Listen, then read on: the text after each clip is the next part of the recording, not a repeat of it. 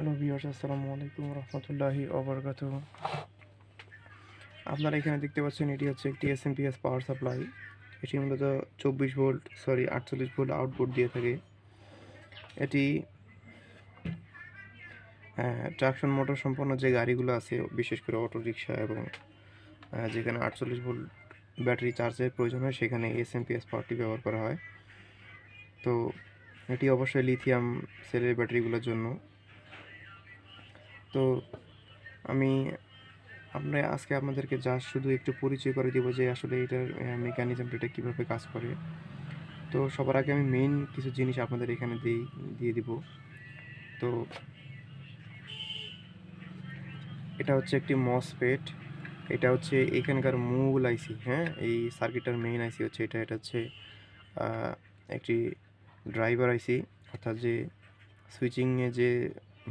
সুইচিংয়ের যে আপনার ফ্রিকোয়েন্সিটা সেটা নির্ধারণ করে এই আইসির উপরে, এবং এই আইসির 6 নম্বর পিন থেকে এই মসফেটকে সুইচিং করা হয়। আর এই যে এই রেজিস্টারটি দেখতে পাচ্ছেন, রেজিস্টার বলতে এটি একটি ইন্ডাক্টরের মধ্যে মূলত কাজ করে। এর ওহম খুবই কম। এটি সরাসরি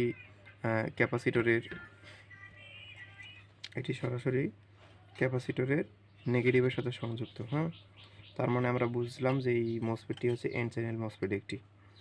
আর এটা হচ্ছে একটি কি ফেরিড কোর ট্রান্সফরমার। অনেকে নাম জানেন, এটাকে চপার বলেন। আসলে ট্রান্সফরমার হয় দুই ধরনের, একটা হচ্ছে আয়রন কোর আর একটা হচ্ছে ফেরিড কোর। এটা হচ্ছে সেই ফেরিড কোর ট্রান্সফরমার। ফেরিড কোর ট্রান্সফরমার আকারে ছোট হয় কিন্তু এর ক্ষমতা তুলনামূলক বেশি হয়।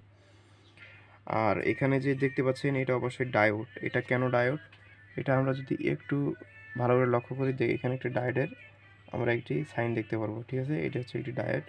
এটি এটি মানে এর অ্যাম্পিয়ার অনেক বেশি সাধারণ ডায়োডের তুলনায়। আর সাধারণ ডায়োডের তুলনায় এর অ্যাম্পিয়ার অনেক বেশি। আর এটা হচ্ছে অপ্টোকাপলার। এই যখন আমরা ব্যাটারির সাথে, অর্থাৎ এটা হচ্ছে প্রাইমারি সেকশন, এদিকে এটা হচ্ছে প্রাইমারি সেকশন আর এটা হচ্ছে সেকেন্ডারি সেকশন। যখন আমরা এর সাথে ব্যাটারিকে সংযুক্ত করব তখন এই প্রাইমারির সাথে সেকেন্ডারির যে কম্বিনেশনটা, অর্থাৎ এই মেইন আইসির সাথে এর যে একটা যে সামঞ্জস্যতা বজায় রাখার জন্য এই অপ্টোকাপলার ব্যবহার করা হয়। এবং এগুলা ইন ডিটেলস বলতে গেলে আপনাদেরকে অবশ্যই ডায়াগ্রামে আসতে হবে। তো আমি জাস্ট আজকে ডায়াগ্রামে যাব না, একটু খালি এমনিতে আপনাদেরকে বুঝিয়ে দেবো। তো শুনুন, আমি একটু বলি। এইটা এই যে এখান থেকে এসি ঢোকার পর সর্বপ্রথম এই ডায়োডগুলোর মাধ্যমে একে ডিসিতে রূপান্তর করা হয়। এই পালসেটিং ডিসিকে আবার এই ক্যাপাসিটর দ্বারা ফিল্টারিং করা হয়। আর এখানে হচ্ছে একটি অ্যান্টিসির পূর্ণরূপ হচ্ছে নেগেটিভ টেম্পারেচার কোএফিসিয়েন্ট। এটা মূলত তাপমাত্রার উপর নির্ভর করে। একটা নির্দিষ্ট তাপমাত্রার রেঞ্জের বাইরে চলে গেলে তখন এই সার্কিটটি টোটালি অফ থাকবে বা কাজ করবে না। এটি ওপেন সার্কিট হিসেবে কাজ করবে এই যন্ত্রটার জন্য। তো এখানে এটা ডিসি করা হলো, ডিসি করার পর এটাতে ক্যাপাসিটর দ্বারা ফিল্টারিং করা হলো।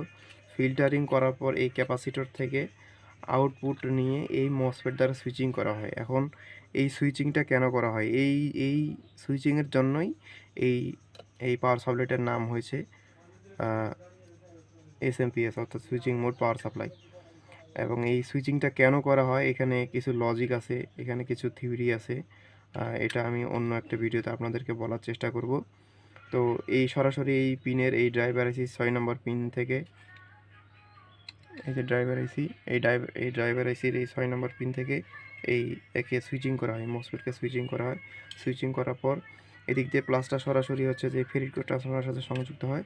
শুধু এই দিক থেকে যে আবার প্লাসটা ঢুকলো, আবার যে দিক দিয়ে বের হবে সেটা আবার এই মসফেটের আপনার ড্রেইনের সাথে সংযুক্ত থাকে। অর্থাৎ একটি সার্কিটটা কমপ্লিট করার জন্য অবশ্যই মসফেটকে সুইচিং করতে হয় এই ড্রাইভার আইসি দ্বারা। এরপর এটা হচ্ছে সেকেন্ডারি পার্ট। আর প্রাইমারির সাথে সেকেন্ডারি কোনো সম্পর্ক নাই, শুধু ফেরিড কোর এবং এই অপ্টোকাপলার দ্বারা। যে আমরা আপনাদের যদি একটু দেখাই, এই যে দেখেন, এই যে অপ্টোকাপলার ছাড়া, এখানে অপ্টোকাপলার ছাড়া আর এই যে এই ফেরিড কোর ট্রান্সফরমারের সাথে এদের সাথে আর কোনো সম্পর্ক নাই।